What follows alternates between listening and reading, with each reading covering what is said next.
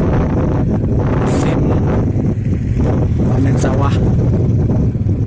Sapi-sapi sudah mulai mencari makan. Ini padi ini, pucuk-pucuk padi. Makan.